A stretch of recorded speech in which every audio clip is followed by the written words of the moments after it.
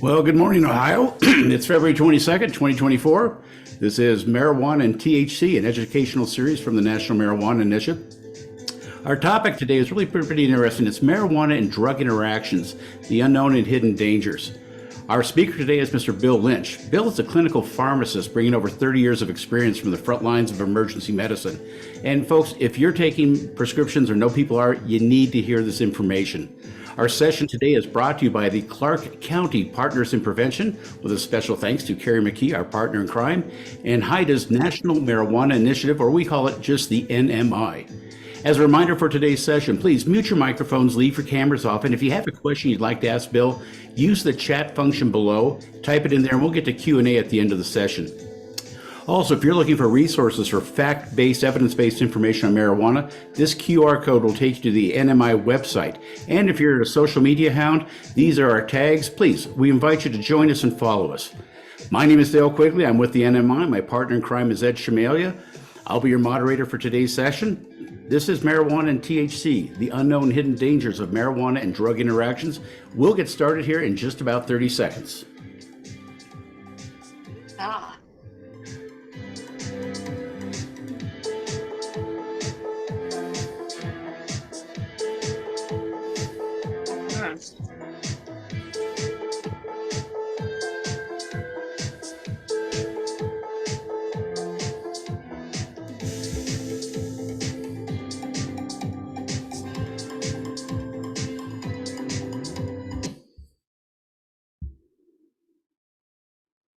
Well, good morning, Ohio. I hope everyone's doing well. My name is Dale Quigley. I'm the Deputy Coordinator for the National Marijuana Initiative. Pleased to be with you here today. As I said earlier, our speaker today is just really a fabulous gentleman. His name is Bill Lynch, probably one of the smartest guys that I've known. Bill, go ahead and bring your camera up there, buddy. There you go. Everyone. You can see that Bill and I have a lot in common. Neither one of us have hair except on our forehead, our eyebrows, our ears, and our chins. So it's a special treat. So today's special is the topic is very special.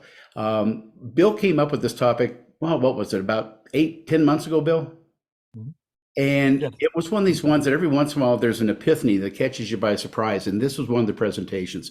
So I'm not going to delay any more time here. I'm going to turn it over to Bill, let you drive this thing. I'm going to mute out. And with that, folks, enjoy Bill. He's a wealth of information and just a great guy. Bill, you're on your own, buddy.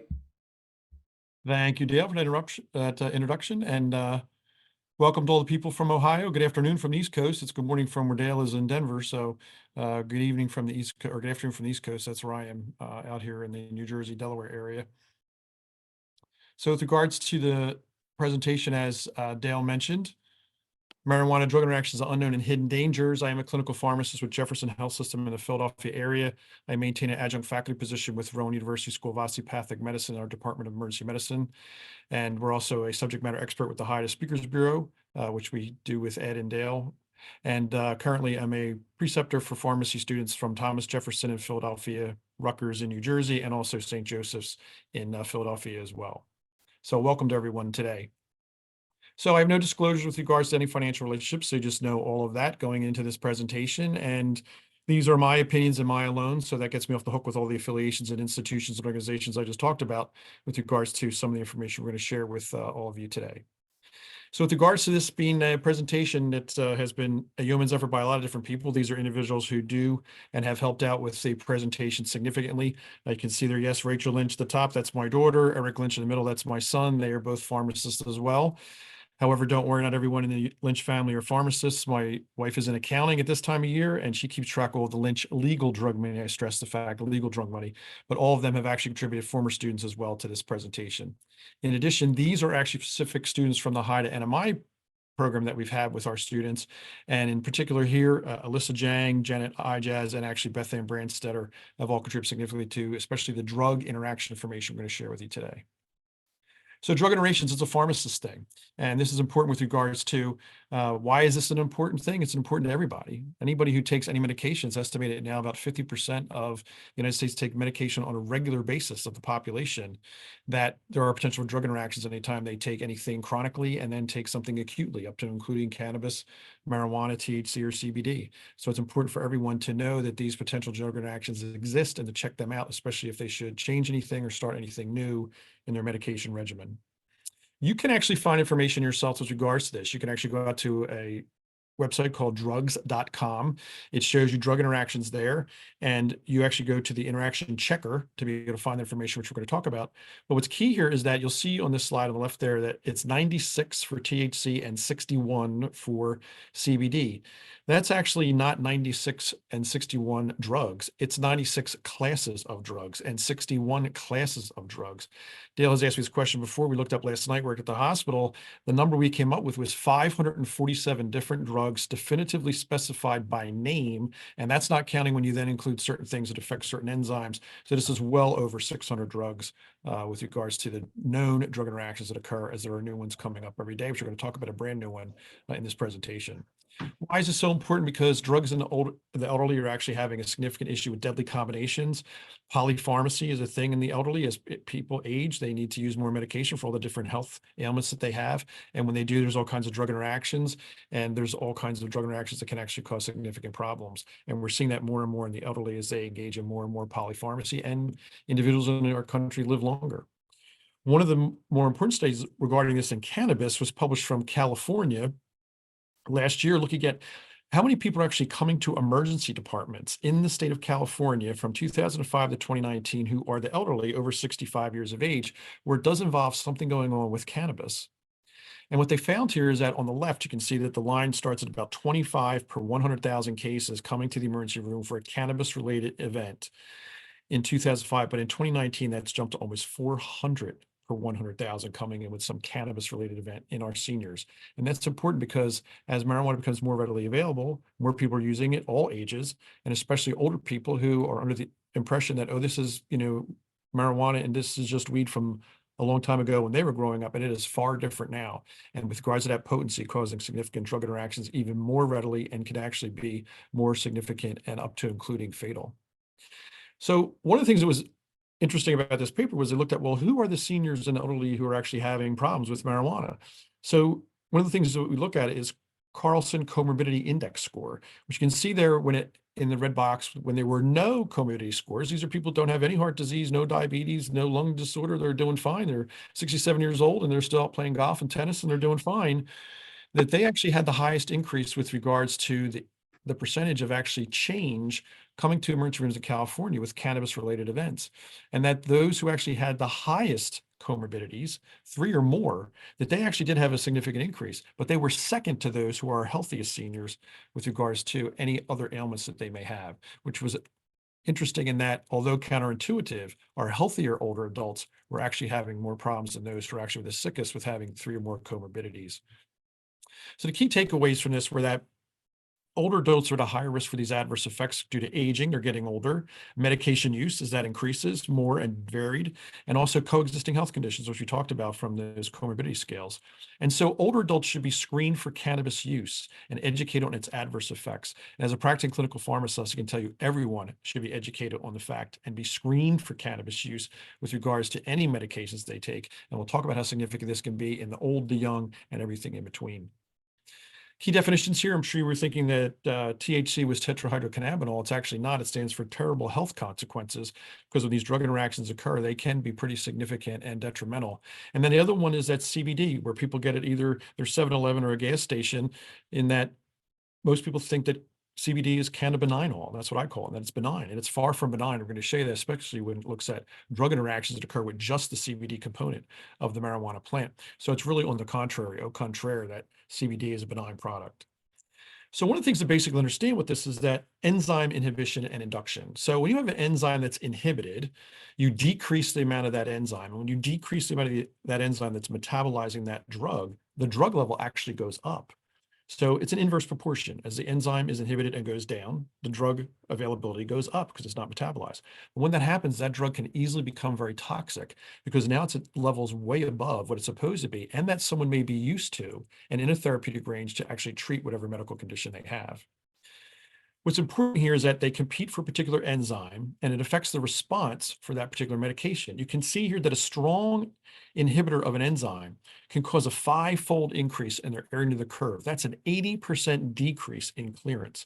So if someone is used to 20 milligrams of a drug, and now it's reduced by 80%. It's like taking 100 milligrams of that drug. It's a huge difference with regards to how it can be significantly changed. Moderate's about a 50 to 80% decrease in clearance, and even a weak inhibitor can be 20 to 50% of a decrease in the clearance of that medication. The opposite is true if an enzyme is actually induced. So when you induce an enzyme, you decrease the drug levels because now that you've raised the enzyme, it metabolizes more of that drug. So now a drug that was actually in its therapeutic range and it was working fine is now lowered, potentially to a level where it doesn't work anymore. So when it was controlling a person's blood pressure, now it's at a level that's too low, even though their dose was fine before, because it induce that enzyme and metabolize more of the drug. So now it does not work for their hypertension. Now they have breakthrough hypertension. Now they possibly have a stroke. Those kind of things are what can happen with these drug interactions. So now when you actually have enzyme induction, it affects individual responses again to the particular medication. And now strong inducer is an 80% reduction in the drug. So again, you're stable in 100 milligrams of a medication like hydralazine to take care of your blood pressure, and now it's reduced to 20 milligrams. It's not controlling your blood pressure anymore and could cause significant problems. Moderate inducers, again, 50 to 80% for an induction and 50% or less for a reduction if it's a weak induction of the enzyme. So what you look at here is actually these graphs, and at the Cmax, there at the top is that gray line, which is in this example, morphine. That's the peak of how high it would get during that time frame. The Seaman off to the right at 3 hours is the lowest it would get, and then you have to redose the medication. But all the stuff underneath here of this gray line, that if you shaded this kind of mountain range in, that's the area under the curve. That's the total exposure of that drug to a patient when they should take morphine in this case. And how's it affected? We're going to look at that later on with how negatively it can be affected with regards to an interaction with some of the components from marijuana. So one of the other basic precepts to this is pharmacokinetics and pharmacodynamics. What are they? Well, pharmacokinetics is actually what the body does to the drug. In this case, these medications are absorbed, they're then distributed through the body, they're metabolized, and they're excreted. And that's the pharmacokinetic profile. But the pharmacodynamic profile is what the drug does to the body. It lowers your blood pressure. It helps you breathe. It makes you stop coughing. It helps with your cardiac dysfunction. Those kind of things are what happens with regards to pharmacodynamics, and that now we're looking at how the actual drug functions in the body and what it does with that patient, as an example, again, just lowering someone's blood pressure. So the pharmacokinetics but of cannabis or marijuana are the like, that onset of action varies based on how it's taken or delivered. So inhalation, if they smoke it or vape cannabis, is about 5 minutes. But if they take a marijuana cookie, it takes about half an hour to 90 minutes, depending upon absorption, to actually then start affecting the body. And sublingual, going under the tongue, works in somewhere in between that range of 5 minutes to 30 minutes. Sublingual, putting it under the tongue, is because of the fact that it actually bypasses first pass effect, which is actually that the medication doesn't go to the liver first, where it gets metabolized, and you get much lower doses. And we sometimes use this to our advantage, where we'll take nitroglycerin and put under someone's tongue coming with coronary artery disease or chest pain to relieve their chest pain right away because it's instantaneously absorbed under the tongue, not going to first pass effect. What's key there is that we only use about 0.4 milligrams. But if I give you a nitroglycerin capsule, it's anywhere from 2.4 to 9 milligrams. You can see a significantly higher dose compared to 0.4 to the tongue. So that's the case about how quickly these things can be absorbed.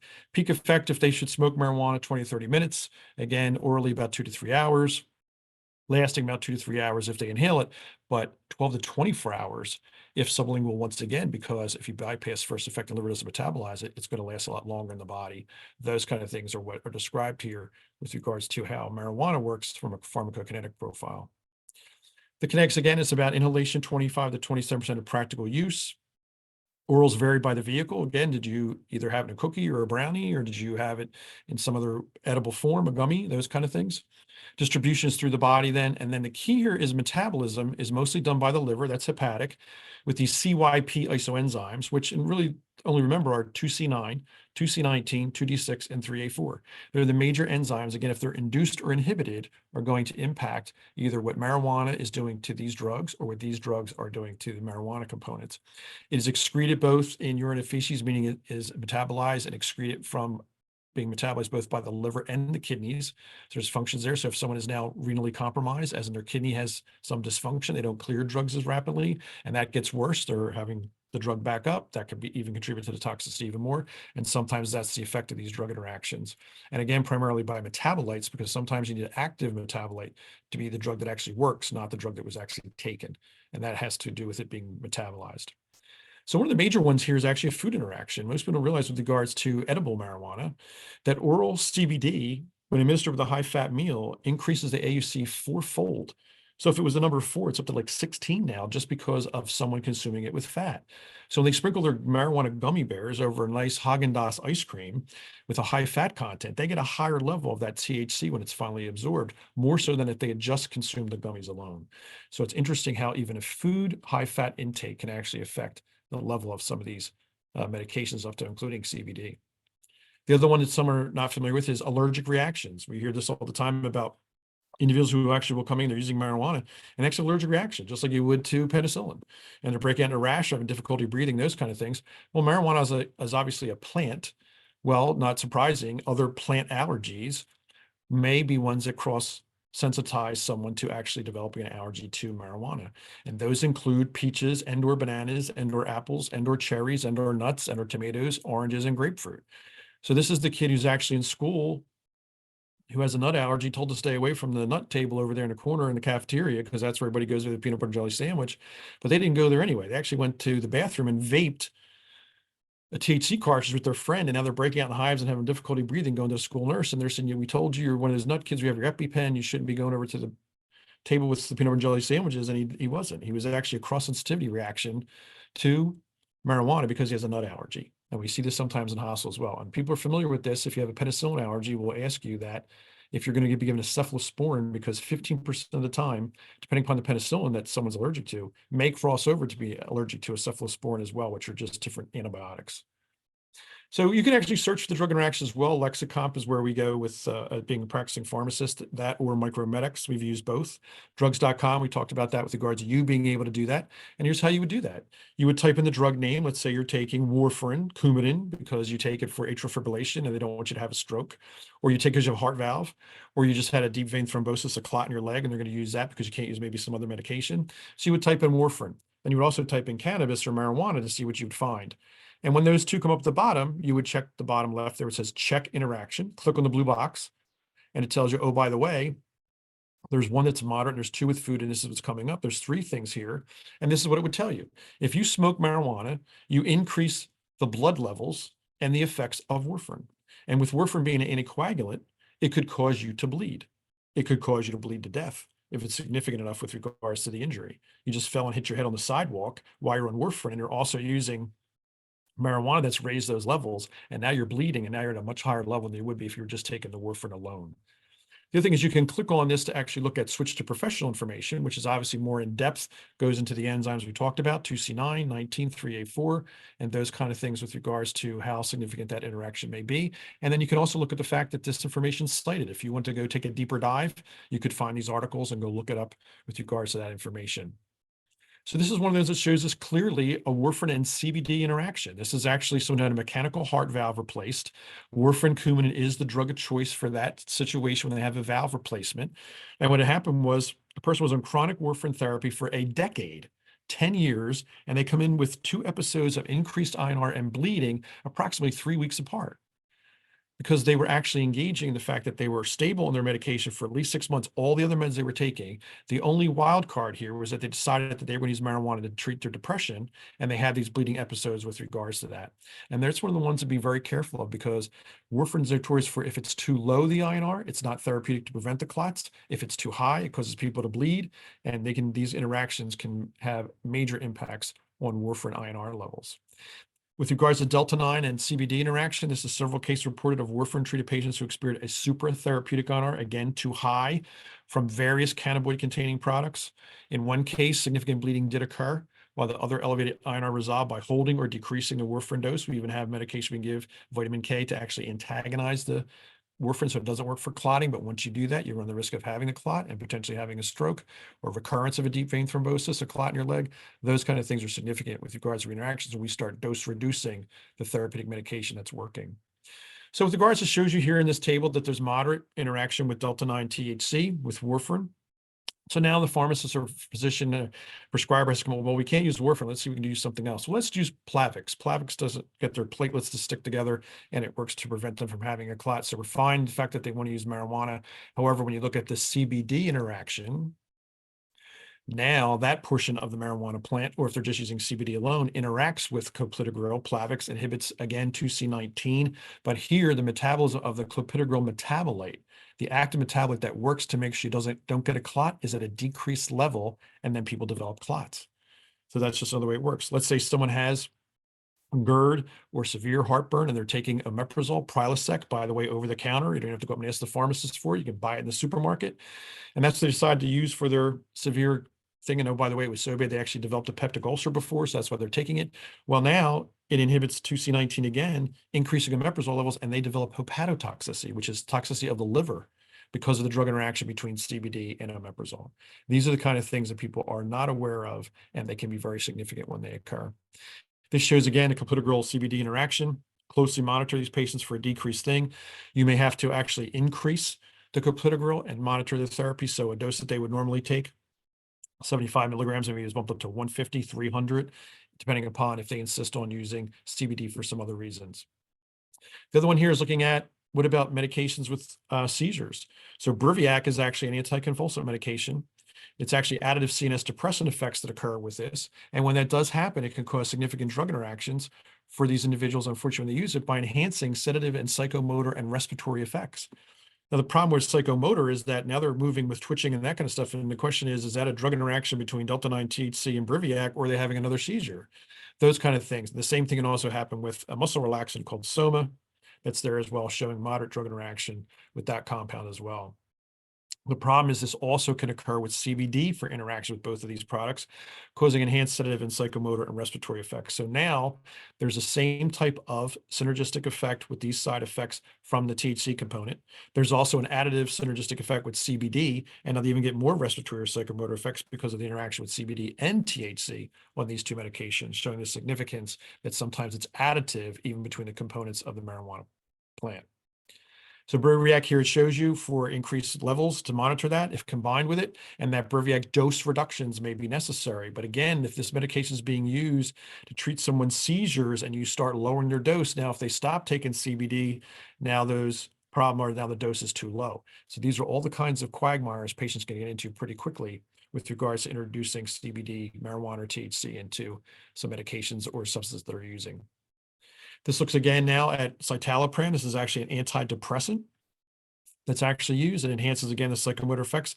So again, with clobazam, that's another anti-seizure medication, benzodiazepine. So now you have those kind of problems.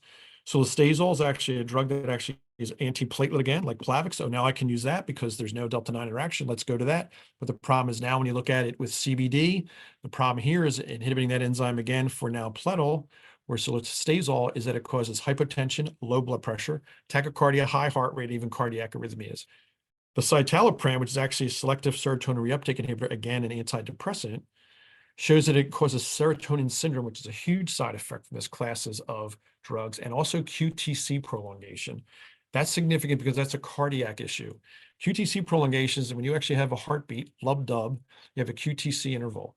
And when that actually happens, the previous heartbeat, your T wave, overlaps the P wave that's supposed to start the next heartbeat. And when they overlap, that person has the potential to go into sudden cardiac arrest because their heart will stop because it won't beat.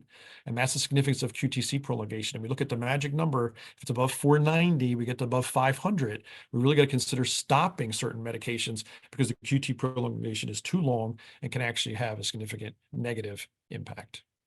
So this looks again at clobazam and CBD. The problem here is it looks at 13 pediatric patients. 10 of them of whom had adverse events when clobazam required a dose reduction. That's because when CBD is used with clobazam, and oh, by the way, CBD being Epidiolex is used in pediatric patients as an anticonvulsant, Epidiolex, with clobazam, not an uncommon combination to control seizures in children. This one showed it in 13 pediatric patients that 77% of them, 10 of them, experienced the high level where it was because CBD increases the metabolite of clobazam, which is N-desmethylclobazam, where the A end of the curve was up over 160% and the Cmax rose an additional 120%. Significant with regards to these increases that can be problematic, and that's why there would need to be a dose reduction. And it also showed that for some reason, this increased incidence of pneumonia when clobazam and CBD were combined in these children, which is another red flag. So the problem here is you have to monitor clobazam therapy with CBD because the evidence of the side effects now drowsiness, irritability, ataxia, is muscle twitching again. Are they having seizures, or that's actually a side effect of the drug? And again, dose reducing the clobazam because of this interaction. A great place to look at for CBD drug interactions is actually the Epidiolex package insert. And it shows you here again the threefold increased risk of the plasma concentration of the N-desmethylclobazam, the active metabolite. It documented in the package insert because studies have been done truly with CBD and clobazam demonstrating this. And they actually stress that there should be consideration with citalopram, the antidepressant medication, for therapy modification.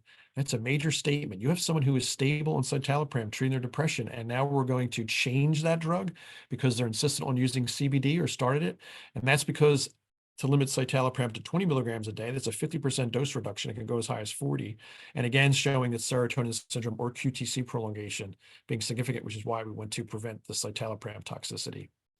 Silostazol, the antiplatelet drug that we talked about, again, may require significant dose reduction down to 50 milligrams twice a day. That's a 50% dose reduction. It's 100 milligrams twice a day is the maximum dose on this medication. So again, showing the significant dose reduction that occurs.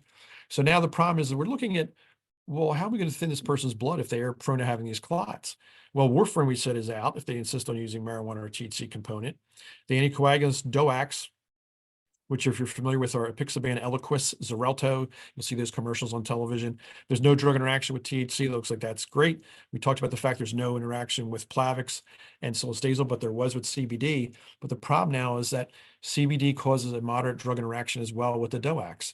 So now the only thing that's left is Lovenox or some other low molecular weight heparin, but that medication has to be given by injection all the time, sometimes twice a day. Does that person want to inject themselves for this period of time? They may not want to do that. So now that's the only drug that's on the table, starting to cause a lot of problems just because somebody wants to use CBD. We're trying to treat their coagulation disorder that they may have leading to these clots that they're having. So now the question is, what about actually moderate drug interaction with delta-9 THC, looking at some other drugs, one of those being diazepam, Valium. This one shows a moderate interaction, again, enhanced sedative and psychomotor respiratory effects, which we don't want the benzodiazepine, in this case, Valium. Escitalopram, which is a prodrug for citalopram, which we talked about, obviously not surprising, is going to enhance the same side effects that occur with that. This actually causes with CBD, though, with diazepam, Valium, by inhibiting 2C19, again, increased diazepam levels. So now we're raising a benzodiazepine levels. They're becoming more somnolent. They're sedated. You can't wake them up. Do we use a reversal agent? Do we not use a reversal agent? Those kind of things, which are very important with regards to that. And again, the QTC prolongation, not surprising with escitalopram. Here again with Epidiolex, it shows that clobazam, 46% in Epidiolex patients treated with it, and 16% compared to 16% who were not. So it's a significant 30% difference in the change here. And then also including alcohol could potentially the somnolence and sedation affect Epidiolex. And here what's important is that Epidiolex is only stating other CNS depressants, but they can't stress all of them because they haven't done drug studies and drug interaction studies with all these medications with CBD. So sometimes these interactions are unknown as to what actually may happen. They're just predicted based on the enzymes that are affected. This looks at diazepam here.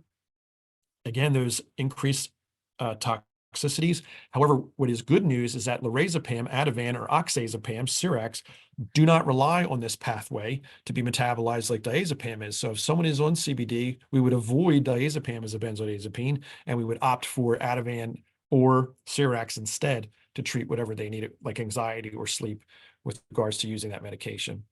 Escitalopram here is again a dose reduction, again down to 10. It's a 50% reduction from the 20 that's normally used. This now looks at medication interaction with delta-9. So now that we're doing the flip side, if someone's taking a prescription medication, how does that affect delta-9 THC? They may be taking that for medical purposes with medical marijuana. In their view, they may actually be using it because it's commercialized recreationally. But the problem is that when people use THC, either with marijuana or THC alone, and they're now taking fosphenytoin or phenytoin, which are medications as anticonvulsants for seizures, because they induce 3A4, they lower the THC levels. And when you reduce THC levels and reduce the THC efficacy, most people are going to take more to compensate for the fact it's not working like it used to, not realizing there's drug interaction lowering the THC levels. The problem with it is they start taking more THC, that negatively impacts if they're using marijuana with the CBD component, because that inhibits now metabolizing the anticonvulsant drugs, phenytoin, dilantin, and fosphenytoin. And now they have increased levels of those drugs, and these can lead to significant side effects. Stevens-Johnson syndrome, where skin is sloughing off, like patients have from who are burn victims. They have to have skin grafts done. Toxic epidural necrolysis, dress as a horrific allergic reaction that can be fatal. These are the things that really people have to watch for. And we can monitor dilantin levels. It's 10 to 20 in someone's blood. We can easily detect it and see if it's within therapeutic range. But now all of a sudden, they come in and their levels actually at 80. Well, we know it's a fourfold increase, and the question is why? And now we have the skin issue with their skin sloughing off. We're concerned about Stevens-Johnson's, and it's all because they elected to use CBD for anxiety, and now it's causing a problem with their anticonvulsant medication that has made it toxic to toxic levels.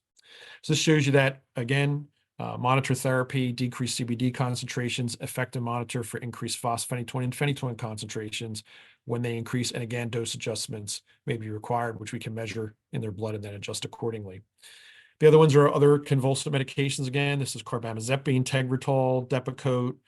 The thing again, decreasing Cmax and AUC of THC, so it encourages them, unfortunately, to use more. Same thing can happen with regards to prolonged CNS, central nervous system, or respiratory depression if they use it with other benzodiazepines. This shows now with CBDs involved, though, that those medications that were affecting the THC component, like carbamazepine, are now a concern because now they have elevated liver enzymes, that the AST and ALT are elevated. Now the question is, there's something going on with their liver based on the medication they're taking, and here it's because of the interaction with CBD. Also looking at other medication, prolonged CNS and respiratory effects with gabapentin. And the other one here is actually trileptal, which is a medication, again, used for seizures and other mood disorders, where, again, with this strong induction of that enzyme, you get decreased Cmax and AUC of THC again, and that encourages them to use more. So that's the concern. This one here is really important because this looks at medication interactions with CBD, and we're looking at methadone. So now you have someone on methadone maintenance for either opioid use disorder, or they're using methadone as actually a pain medication for long-term chronic pain management. The problem here is they're having additive CNS depressant effects because, again, of the inhibition of 2C19, and now methadone's not being metabolized. They're stable in this dose for their opiate use disorder. They know that 30 milligrams a day works for them, but now all of a sudden they have this enhanced CNS depressant effect. They seem not to be with it as much. They're sedated. They're having respiratory issues again.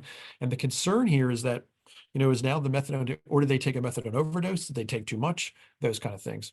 This shows you that here with now the CBD component. And this was important in looking at that there's patient cases documented where here's a 13-year-old girl taking methadone and morphine to control her cancer pain. And she becomes increasingly somnolent, fatigued, sleepy, those kind of things, the narrowed and minimal reactive pupils. Okay, now she's had an opiate overdose. But the thing was, she was actually taking cannabidiol, 250 milligrams 6 times a day, and her methadone serum concentration was now 271, and it decreased to 125, a 54% decrease in just 2 weeks after stopping CBD. So again, if she takes it for 2 weeks, can cause that kind of a rise where she becomes somnolent and they can't wake her up. These are significant drug interactions with methadone that can be catastrophic, up to including fatal. If the level gets too high, they would actually be like an opiate overdose, and they would go into respiratory and potential cardiac arrest. Again, monitor methadone for the effects, and then treat according with dose reductions or changes in their therapy to compensate for it. So here's a methadone chronic pain management patient we've dealt with. Methadone overdose, question mark. They're sedated, they're unresponsive, their pupils are fixed and constricted. We do the substernal chest rub. They don't wake up. They're on a pulse oximeter. Their oxygen saturation is below 90%. We give the naloxone, that precipitates withdrawal, and all this is precipitated because the patient started marijuana on their own to treat depression. And this is where it led actually to a significant drug interaction that caused this kind of potential quote unquote opiate overdose. It was actually a drug interaction causing the opiate overdose. This one looks at actually tacrolimus here at the top. This is actually medication used for organ transplantation. One of our students, Kira Walsh, who was one of our first students we had, she's now doing an organ transplantation protocol at Penn in Philadelphia as a PGY2 resident. And there she can tell you that the Society of Organ Transplantation is on record that anyone who is an organ transplant recipient patient, and these medications, tacrolimus, prevent them from rejecting the organ, that they don't reject their heart or their lung or their liver or whatever's been transplanted, their heart, that if they do, it can lead to hyperkalemia, which is a very high potassium level causing problems, a hypersensitivity reaction, which is a big allergic reaction, nephrotoxicity, kidney problems. So they're on record that any patient who's received a transplant should not take any marijuana, THC, CBD, or any marijuana component because of the problems that it causes. And the nephrotoxicity significance, tacrolimus is notorious for causing problems with the kidneys. We know 2 friends of ours who've had liver transplants done, and because of the fact they took their tacrolimus, over time, it decimated their kidneys so much that they had to have kidney transplants after having the liver transplants because of the medication they were taking. So again, significant with regards to these interactions. Valproic acid, again, elevates the liver function test because CBD is there. Problem is valproate is known to potentially do it on its own. So the question is, that's what's happening. Do you need dose reduction? But here it's a CBD drug interaction. Again, tacrolimus here shows you a 48-year-old woman who received tacrolimus for following a liver transplant. She was taking 2 milligrams every 12 hours. Prior to the transplant, she took 2 to 4 medical marijuana lozenges, which was only 10 milligrams of THC and 1 of CBD daily for pain control. That's it. 5 days post-transplant, she's agitated, she's delirious because her tacrolimus level has increased to 17.2 from 7.7 just in taking for 5 days a marijuana lozenge daily for pain control. I mean, significant interaction, quick response with regards to happening and causing a severe problem. Valproate again, elevated liver function tests that need to be monitored. So it tells you right away in that Epidiolex package insert with valproate, concomitant use increases the incidence of liver function enzymes. If the elevations occur, discontinue or reduce the Epidiolex. But what's a key statement here is the bottom one that is italicized. Insufficient data are available to assess the risk of concomitant administration, taking together medications that are other hepatic toxic drugs with Epidiolex. A lot of these studies have not been done. So if we know that one medication causes problems with liver function tests and liver issues, and we know Epidiolex does, when you combine those 2 drugs, don't be surprised you have an additive and sometimes a geometrically additive effect on having liver function problems because of it.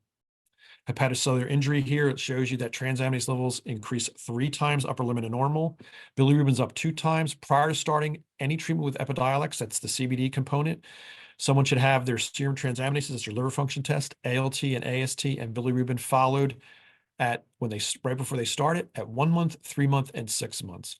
No one is going in to a 7-Eleven or a supermarket or even a pharmacy and getting CBD and it being asked, when did you have your liver function test last drawn? Do you know what those numbers were? We're going to follow that at 1, 3, and 6 months to make sure you don't have elevated liver function tests. That's not what's happening. And these people can get into problems pretty quickly. So this shows you that valproic acid taken for mood disorder, we can follow that drug as well. The normal levels are 50 to 125. This person's level was 67. They're within normal limits. That's great. However, now because they've combined it with the CBD, their liver function tests were 4 times upper limit of normal. They were well above 200. And now it's because they self-initiated against CBD for depression. We had another person who we knew who was actually valproic acid taken for a seizure disorder. They had therapeutic failure on multiple anticonvulsant therapies before this with breakthrough seizures, sometimes traumatic head injuries, the whole bit. They were now stabilized on valproic acid. They were at 40 to 100, right there at 77, perfect within normal limits, managing their seizures.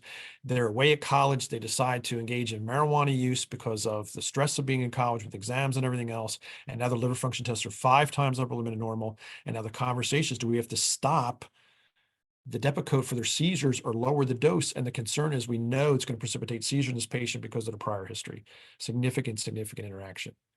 Now looking at what about antihypertensive medications to lower your blood pressure? Well, ACE inhibitors are notorious for doing a good job with that. Enalapril, lisinopril, Ramipril, which you may be familiar with their generic names, Pernavil, Zestril, Altace, those kind of things. Problem now is that when you add delta-9 THC is the additive effect on blood pressure and orthostasis, which it lowers it, and they get dizzy, they get lightheaded, they pass out, they may fall and have an injury from that. They have tachycardia because the compensation for that is actually to raise your blood pressure as your heart beats faster. So they have that happen with tachycardia.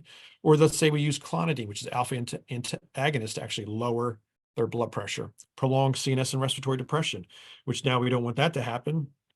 So it's because of, again, a delta 9 interaction with clonidine they were taking that was controlling their blood pressure well. Other ones here include also CBD's interaction with regards to the ACE inhibitors and alpha agonists, again, looking at elevated liver function tests.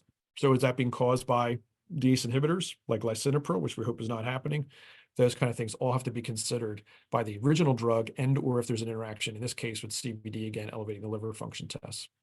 Shows you here again, obtaining those levels at baseline 1, 3, and 6 months with regards to that and following those patients. Also with clonidine is that it's a drug for monitoring potentially excessive or prolonged CNS and respiratory depression. This is key because of the fact you're lowering their blood pressure with clonidine. The other one, depending upon what is going on out there in the middle of Ohio, where all of you are, is that clonidine is a major drug used to treat xylazine withdrawal, and xylazine is a veterinarian tranquilizer that's being used in our drug supply significantly here in the Philadelphia and South Jersey area where I practice, in that we actually use clonidine to treat xylazine withdrawal. Well, now if they engage in CBD and they're causing problems where now they're having respiratory depression and prolonged CNS activity, we're concerned about the fact that they actually overdose again on the fentanyl or xylazine, when in reality, it's just a drug interaction between the clonidine to offset the withdrawal symptoms from xylazine because of the CBD they started on their own. Significant things can just creep up and sneak up on patients unknowingly.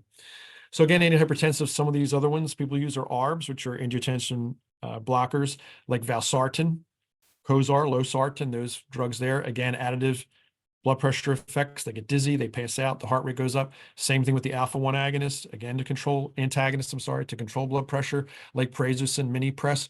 Off-label use for prazosin is actually for people who have post-traumatic stress disorder. Some people may take that for literally nightmares they have at night for PTSD. And now, because they engage in delta 9 to deal with their PTSD, they're now being dizzy, lightheaded, they pass out, hit their head, they're tachycardic, again, just from a drug interaction, not because the medication they were taking, mini-press, prazosin, for their nightmares from PTSD wasn't working anymore, the levels were too high. It's because of a drug interaction again. Here's again looking at antihypertensives now. There's problems still with beta blockers. There's problems with calcium channel blockers. There's problem with vasodilators like hydralazine. You can see I'm really exhausting a lot of medication here to use to treat people's blood pressure if they should engage in marijuana use, causing all different kinds of problems from either the delta 9 component or the CBD component or both. What about drugs for diabetes? So now metformin, no drug interaction with delta 9, nothing with Tradjenta, linagliptin, sitagliptin, nothing with dolutegravir, Trulicity. They're all fine. But the question now is, what about the CBD component? And now it shows you here elevated liver function test with pioglitazone actose because of co-administration with CBD again, and this can induce this hepatotoxicity, and there's a risk for liver injury. This is a concern because there was a medication on the market quite a while ago when we were practicing called troglitazone in this class with pioglitazone called Rizulin, and it was pulled from the market for severe liver toxicity with elevated liver function tests and the fact that people went into liver failure because of that drug, and it was pulled from the market. This is a big red flag. If you see liver function tests going up with this class of drugs, pioglitazone, you have concerns about liver toxicity and liver failure, and here all it is actually drug interaction with CBD. I mean, significant. What about the statins? These are things you take to lower your cholesterol. Pravastatin, rosuvastatin, Crestor, simvastatin, Zocor, Lipitor, atorvastatin. All there's no interaction with delta 9. However, there is an interaction with CBD. And again, it's the elevated liver function test. Why is that a problem? Because we follow patients' liver function tests when they're on statins to see if they're having any issues with their muscles, and their muscles are breaking down, going into a condition called rhabdomyolysis, which we call rhabdo. And it's because liver function tests are the first thing that will indicate that for us to either have to lower the dose and prevent them from having these kind of problems, when now again, it's just an interaction with CBD. And the same thing is true with niaspan, which is also used to lower cholesterol. And here it's causing liver function test elevations. And again, it's because of the CBD interaction. So here's a perfect case with another patient we've had. 67-year-old male. He's had 2 prior heart attacks. He's had a coronary artery bypass graft. So he's had his cabbage done. He takes atorvastatin 80 milligrams, the max dose early every night to prevent it because he had a history of severe cholesterol contributing to these heart attacks. He's stable on these and other medications for 6+ years. But then he initiated taking CBD on his own to treat his depression because he lost his spouse. And now he's coming in just on his regular routine checkup, and his liver function tests are elevated 5 times upper limit of normal. And right away, the red flags go up. Is he developing rhabdomyolysis, which he wasn't? Discontinued the CBD, convinced him to do that. Liver function tests returned to normal at their baseline over time. And now he's on a different antidepressant medication that doesn't interact to treat his depression and treat his heart history so that he can actually do better. And he wasn't developing this muscle disorder, which can be pretty traumatic.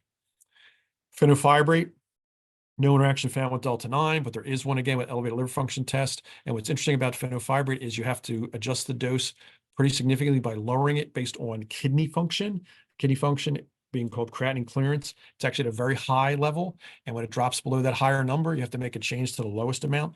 We don't want to react to that and jump the gun when we don't have to, because now they're also exhibiting liver function issues. It's a huge potential problem. Now we move into actually looking at drugs for ADHD, and there's going to be pretty surprising things happening here with delta 9 THC. These are the kids who unfortunately are taking this for ADHD or whatever, works great for them. But now because they're on it and they decide that they're going to use marijuana as well, you actually have a cannabinoid mediated increase in catecholamine concentrations. When catecholamines go up in the body, your heart rate goes up, and they develop tachycardia from just stimulants alone that can happen. But now when it's interacting with delta 9 THC, it makes it even worse. This also happens with methylphenidate, which is your Ritalin and Concerta products, from the same mechanism of action, increasing catecholamines and developing tachycardia. The next question, though, is what about CBD? Well, if someone's on Vyvanse, amphetamine, dextroamphetamine, that's okay with regards to CBD component. But now methylphenidate, not only having an issue with tachycardia because of the increased catecholamine concentration from delta 9 THC, but now with CBD, you actually get a cannabinoid inhibition of the major enzyme carboxyl esterase 1 that metabolizes methylphenidate, and now it's not being metabolized because it's being inhibited, and now the methylphenidate levels go up and up and up, and you increase those effects and toxicities of all the stimulant side effects when they have too much stimulant on board. And it could be a dual interaction again from both the THC and CBD component with methylphenidate products. Shows you here again, after 7 days of co-administration with CBD, the methylphenidate AUC and Cmax went up 55 and 45%. Again, huge from the inhibition of that carboxyesterase 1 enzyme. Consider monitoring for these effects and toxicities. They'll get decreased appetite, headache, insomnia, the tachycardia, all those things from these type of interactions. So here's a 17-year-old high school senior. He's stable on his methylphenidate, 27 milligrams for ADHD for 10 years. Comes in the emergency room because his heart rate's over 160. He feels like it's coming out of his chest. But when he EKG and he's over 160 sustained. So we lower that with giving him metoprolol IV, drop his heart rate down below 100, so we get him out of the tachycardia. But he self-initiated CBD to deal with his anxiety in high school because he was applying to colleges. He had multiple AP classes. That was very stressful for him. This was his way that he thought he was going to deal with it. CBD is discontinued. We addressed his anxiety in other ways. Short-term metoprolol therapy to continue to make sure he didn't have any rebound with his heart rate being so high. And that was discontinued once the CBD was stopped. His heart rate resumes back in the normal sinus rhythm over time. He's now back on his methylphenidate, 27 milligrams. He finishes high school. He's in college. He's a junior there, and he's doing well. But you can see how quickly patients can get into trouble because they start and elect to use THC, CBD, or marijuana on their own, not realizing how it may impact the medication they take here at 17 in high school. And we talked about people who may be 89 years old taking their warfarin because they have significant atrial fibrillation. This looks at Vyvanse, another one, a 17-year-old junior. He's stable in his Vyvanse for 12 years. He smokes marijuana to treat his anxiety and insomnia, again, in a very competitive high school program, an IB baccalaureate program. He wants to be an engineer, caught with a marijuana pipe in his room. And the question was, we're going to lower your Vyvanse from 60 to 50 to 40 and stop your marijuana use, which he strongly objects to because he would actually use the marijuana to calm him down to prevent his insomnia and go to sleep. Well, the issue was he had been taking Vyvanse for quite some time. And the key here is that when people start going through puberty, stimulants start to act like stimulants in them. So when he was 7, it calmed him down. When he was 17, it gave him insomnia. And by actually reducing that dose for him significantly down to 40 milligrams, he was stable on that, still doing well academically in school, graduated, and now he's an engineer. But again, getting into trouble pretty quickly just because they like to use marijuana. And the problem is, he uses marijuana for the insomnia. He was able to sleep better. So now it works. That reinforces the behavior. Not the way we addressing the insomnia, but it was working. And so that reinforces continuing to do it. Again, now some psych drugs, lithium again, prolonged CNS and respiratory depression. That's used for depression. It's a majorly renally clear drug through the kidneys, lithium. Here's one through bupropion. That's used again for drug interactions. Here showing that there's dose-related risk of seizures when combined with marijuana. It's a major, major drug interaction. And when you push the dose of bupropion, which the maximum is 450 milligrams a day, that increases the seizure threshold just with bupropion alone, let alone when delta-9 THC is thrown into the mix.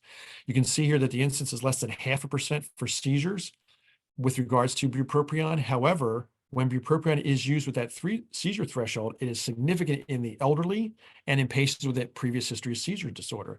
And if for some reason someone gets bupropion and they have a seizure, it is modifying their therapy. They are not to continue that drug because it puts them at increased risk for having a subsequent seizures and subsequent seizures after that. I mean, significant. It's also, unfortunately, bupropion is used for smoking cessation that works well there, but now there's a dose risk related for seizures because they engage in using THC gummies. I mean, that's what we're talking about. I mean, significant drug interactions. So here's a 28-year-old, takes bupropion 450 XL, again, the maximum dose for depression. He initiates CBD to treat his anxiety. He's actually in recovery, doing well for opiate use disorder. He has a motor vehicle accident where he states to police officers, I blacked out while I was driving to work. Did he have a seizure while he was driving? Well, he was on probation. He's in a state where recreational marijuana is not available as far as being approved legally, and he tests positive for CHD on a urine drug screen. That violates his parole and he's going to jail. Discovered that the CBD formulation he had did have THC in it, even though it wasn't supposed to. And they will tell you that in the Epidiolex package insert, where people who actually use CBD can test positive on the drug screen for THC, even when it's not present. And his bupropion and his THC contributed to the seizure and the car accident. So now he's at least found not guilty of violating his probation. He gets a different medication for his depression, again, having a seizure, not being able to take bupropion anymore, still in recovery, working and doing well, but had to go through that whole awful scenario for months, trying to clear his name about what really transpired when it was a violation of his parole. Drugs for gout and migraine are here. This is huge with regards to gout and colchicine with delta-9 THC, no drug interaction found. However, there is a major drug interaction from CBD with colchicine. And what's important here is now colchicine is getting expanded use in patients for cardiovascular problems with their heart, especially where there's pericarditis, which is inflammation of the sac. If there's actually a descending artery that's supplying blood, this works really well for this. We have a patient who's literally having a catheterization and stented today, who's on it. And by the way, came to the hospital because he was having chest pain. And oh, by the way, he's in his mid-20s. And oh, by the way, he's smoking marijuana during the week, all contributing to him having this heart issue. But it's this drug interaction, which now he's strongly encouraged don't use CBD or marijuana at all because of the fact it's going to interact with this colchicine he's taking, is because of this P-glycoprotein pump being inhibited by ABCB1. But the key is that the serum concentration of colchicine will go up. And when that happens, you can go into renal and liver, kidney and liver impairment that could lead to even failure. Significant major drug interaction. And the problem here is information was disparate. It was major in Lexicomp, not even mentioned in drugs.com. So the key there is that if you think of any drug interactions, you check on your own. Anything you want to validate should always be checked with a healthcare professional, physician, nurse practitioner, PA, whoever the prescriber was, your friendly neighborhood pharmacist, any of the above. So again, shows your colchicine here showing significant interactions, 93 to 296% increase in colchicine AUC. 40 to 270% increase in Cmax. And again, we have to monitor this because the combination is contraindicated by the manufacturer. No CBD, no colchicine together. Opioids, severe with respiratory suppression with delta-9. It's an additive effect. The key here is it also can occur with buprenorphine, naloxone by itself there. And also the big one here is now MS-Contin, oral morphine, severe drug interaction. This is again because of the PGP inhibitors that increase the concentrations of the morphine, leading to hypotension, respiratory arrest, coma, death, just like having an opiate overdose because of having CBD that someone's taking for their anxiety on their own, never telling anyone, and they're taking MS-Contin for severe chronic pain management. Severe drug interaction. It's recommended that it's avoided, literally avoided, because of the PGP inhibitor problem. So what happens here now is the Cmax goes up, the AUC goes up, and the Cmin goes up on the solid gray line for morphine, but it also translates to that gray dotted line, which is now morphine 6-glucuronide. That's the active metabolite giving pain relief and even for a longer period of time. As you can see, this goes all the way out to 5 hours. Now that's increased AUC goes up, and it's also protracted, which can lead to that significant overdose. Again, it shows you here with increases in exposure from the PGP substrates. So sirolimus, tacrolimus, again, for organ transplantation, digoxins for heart failure and atrial fibrillation. That can be affected significantly where you become digoxin toxic. They start seeing rings around lights and that kind of stuff, almost like when you swim in a chlorinated pool and open your eyes. That's the first side effect a lot of people describe when their dig level is too high. These are the kind of things that we're talking about. Then tramadol, again, increased risk for seizures. Older patients, to avoid using major opiates, will use tramadol first, and now they're engaging in marijuana use again, can increase their risk for a seizure. Albuterol, used for actually breathing, an inhaler. Everybody who tells you uses that will tell you that their heart races when they do it. Again, it's a catecholamine surge that they get, increasing that heart rate. And co-administration, this will also happen if they're using cocaine from delta-9 THC. And you monitor again for this increased tachycardia that can occur with either agent alone, cocaine by itself or marijuana by itself. But when they're combined, the tachycardia is even greater than either one of those drugs alone. So here's a 22-year-old who comes in, my heart's racing and it won't stop. He's smoking marijuana, his asthma attack. He starts using albuterol inhaler, comes in after he's hit that multiple times. They're giving him albuterol nebulizers in the emergency room. He goes into full-blown atrial fibrillation, no rapid ventricular rate or response, which is good. We have to give him diltiazem to offset that diltiazem drip. He's a chronic atrial fibrillation patient who's now taking diltiazem at the age of 22 because of the fact that he actually engaged in marijuana use and that developed into tachycardia that then precipitated his atrial fibrillation. This is just doing simple antibiotics.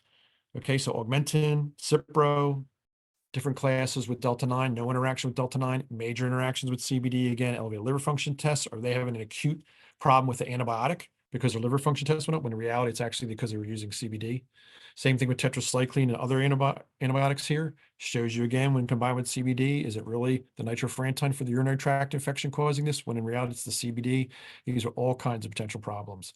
Here's one of the newest ones we've added to this. This is even new for Dale and Ed. Paxlovid, which is actually being used to treat COVID, when combined actually with THC, is a strong inhibitor that may increase the serum concentrations of cannabis.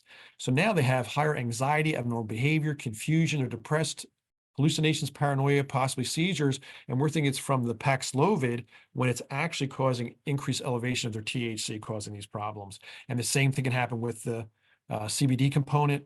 With regards, it doesn't matter. All of this is driven by ritonavir, which is actually the drug that actually boosts the nirmatrelvir, which is actually used to treat the actual COVID. But the problem here is the ritonavir is a major, major, major drug that interacts with multiple drugs, including THC and CBD. It's even in the package insert from Paxlovid about the fact that this inhibitor can cause these kinds of problems because of the ritonavir component. What's interesting about this one is people may use marijuana, delta-9 THC, for glaucoma. This is actually alpha-GAN eye drops. What most people don't realize is that eye drops are significantly absorbed into the body, because it's not like putting something on your skin. When you put something in your eye, it does get absorbed and go into your systemic system.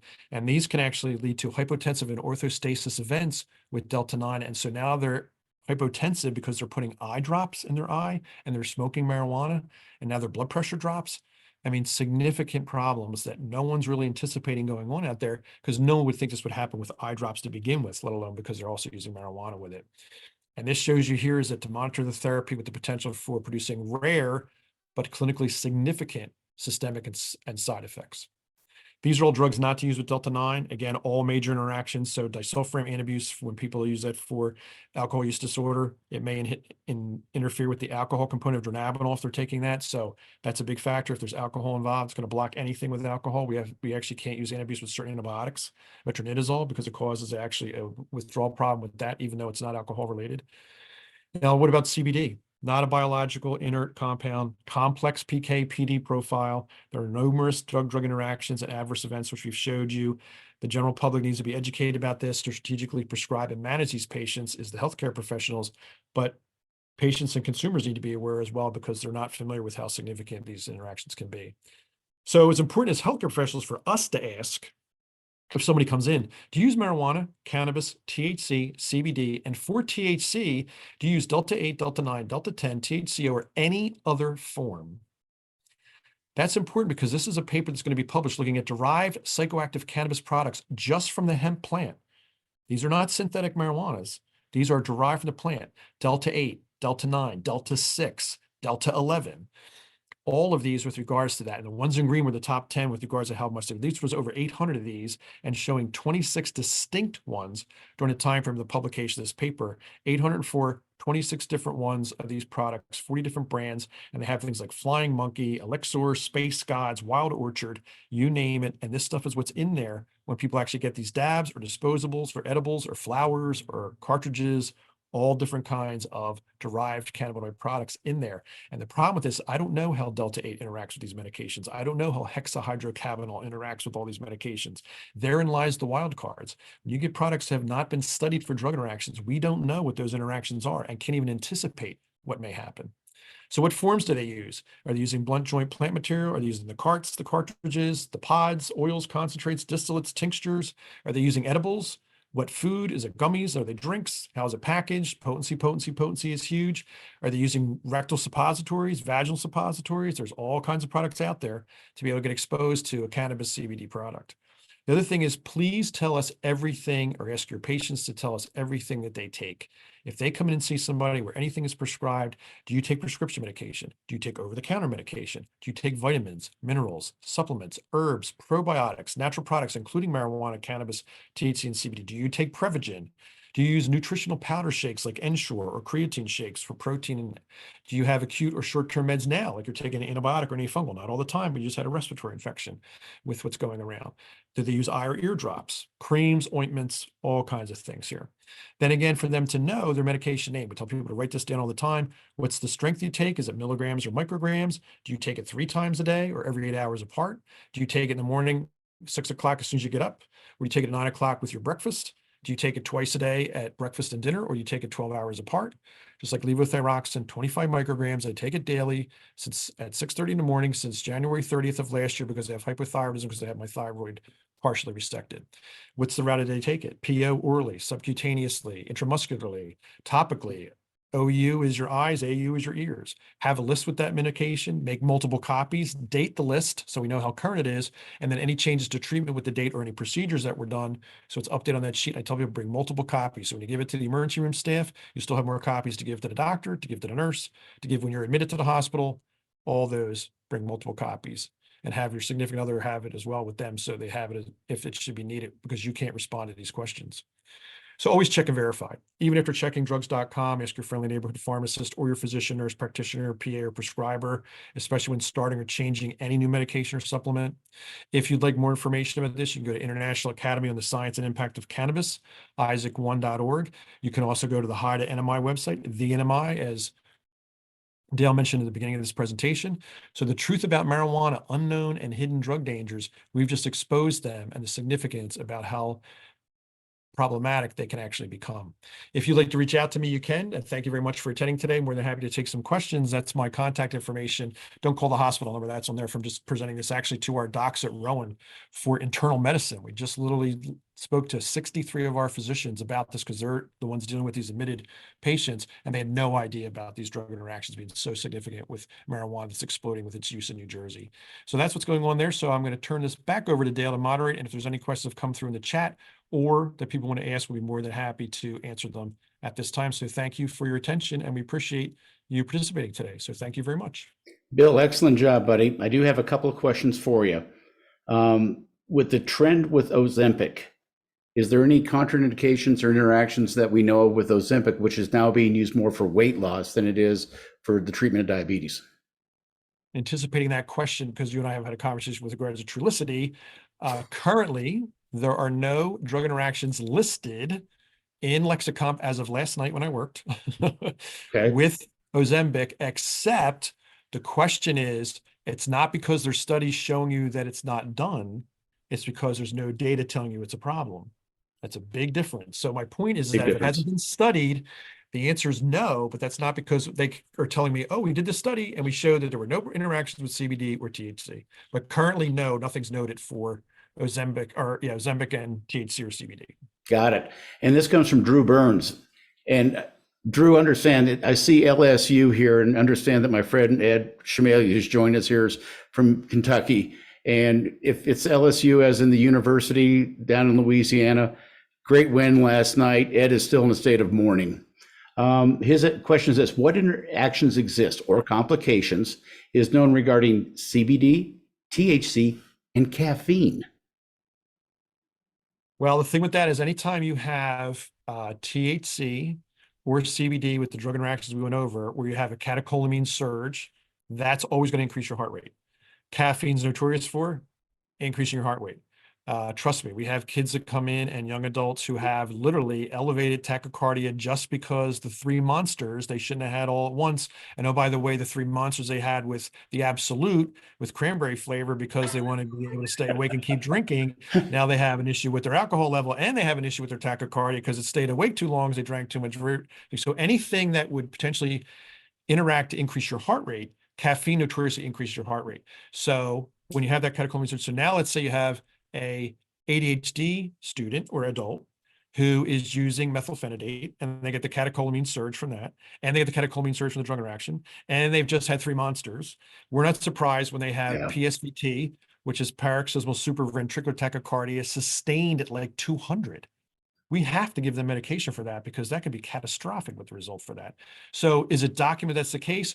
No, but we have information when you know you put certain pieces of the puzzle together, those puzzles pieces work a certain way that we would anticipate tachycardia with a drug interaction of THC, CBD, and caffeine, especially again, if it's really high levels from those energy drinks that are out there. Got it.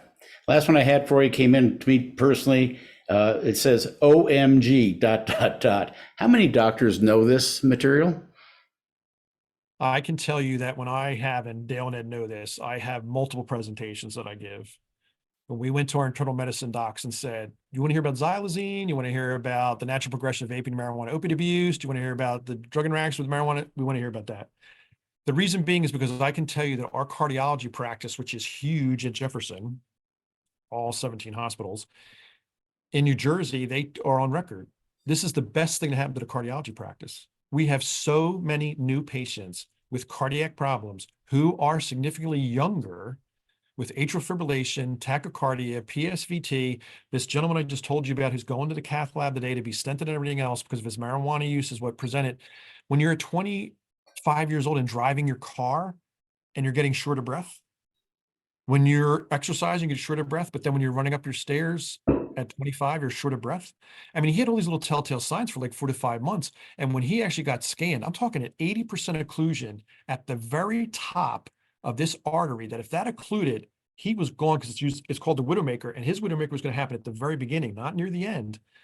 That he's literally was emerging. He'd been treated in the last 3 days. He's gone from I'm short of breath running up my stairs to he's probably getting 3 stents as we're talking about it because he went emergently to the cath lab when cardiology consulted Okay. this morning when I left. That's what's going on. Got it. And quick answer to your question, Andrew, does THC or CBD create a known enhancement or lengthening of the temporal impairment in driving? The short answer is yes. Just for time, I'll tell you yes. Even though the toxicity levels decrease relatively fast, the protracted effects that happen to the driver do stay out there for up to 4, 6, 8, and sometimes even longer than that. So there you go.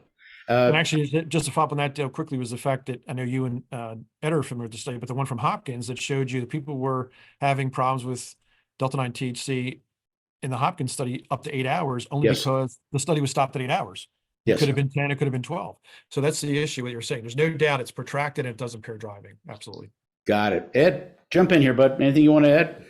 Well, I knew I should have kicked Drew off, particularly after he found out he's a Buckeye and he's at LSU, so I should have kicked him off earlier. So it is what it is. No, Bill, fantastic presentation, and again, I have the same comment: is why are more physicians not aware of this? And I'll just close with a personal story. I was with my grandson who has autoimmune disorder, an infectious specialist at UK. And during the pre-screening, neither the nurse or the physician, when they asked about drug use, they didn't ask about marijuana use, and I had to stop them, educate them both that they needed to be asking this, not only about marijuana use, what type of, how are they using, what have you. And it was the deer in the headlight look. So there's opportunities abound, not only in the lay community, but also in the medical profession to educate about an ever-present, ever-increasing problem that we're seeing in this country. So again, thank you. Bill. Even some of my colleagues, when we present internal medicine, I mean, you saw the eyeballs go like this, like, Yeah. what do you mean that interacts with colchicine that I just put somebody on for their heart issue and now they're taking CBD and I could potentially kill them? I mean, in that study, they looked at a similar interaction with clarithromycin antibiotic, and literally 10 people died in that study from that drug interaction. Died. I mean, huge interactions. And you're right with regard to spreading the word. It's actually interesting because it's really getting picked up. I mean, this is where everybody wants to hear this. And I can tell you that don't think if you talk to every pharmacist, they're going to know about these drug interactions either. They're not. Yeah. Well, all right, folks. Well, there you go. Well, hi, Dale and William. Do you mind if I jump in and just say a few words? Absolutely. Thank you for Okay, having me hi. today. Yeah, hi, I'm Leah Baylor, and I'm actually the co-chair of the Clark County Partners in Prevention. And just really quickly before we go, I just wanted to thank you, William and Dale, for providing us with this opportunity to attend this great presentation and really kind of allowing us to get a deeper scientific understanding of the physical effects of mixing prescription meds and THC and CBD. So recently here in Ohio, legislators passed a recreational marijuana bill. So what that's going to do is that's going to make THC and CBD products a lot more accessible. So I feel like this information is going to be really helpful for those of us working in local public health and prevention. So thank you again. This presentation was really great. Lee, it was our pleasure, my dear. And I would tell the folks that are still on the line here, it's great to sit through a presentation. It's great to get some information. And it's great to have a cup of coffee while you're doing this. But if you do nothing with it, we've all wasted an hour and 10 minutes. Okay. Absolutely. If you learn something new, share it. If you hear misinformation, correct it, but do something positive with it. We can all do that part. That's easy. I think that's great messaging. Thank you so much, Dale. My pleasure, kids. All right, with that, I'm going to be respectful of your time, even though we're a little bit over. Have a great day, folks. We'll have this on the website in short order. If anyone has any questions, please feel free to reach out to us. All right. With that, God bless you guys. Take good care of yourselves. Thanks again, everyone. Have a great weekend.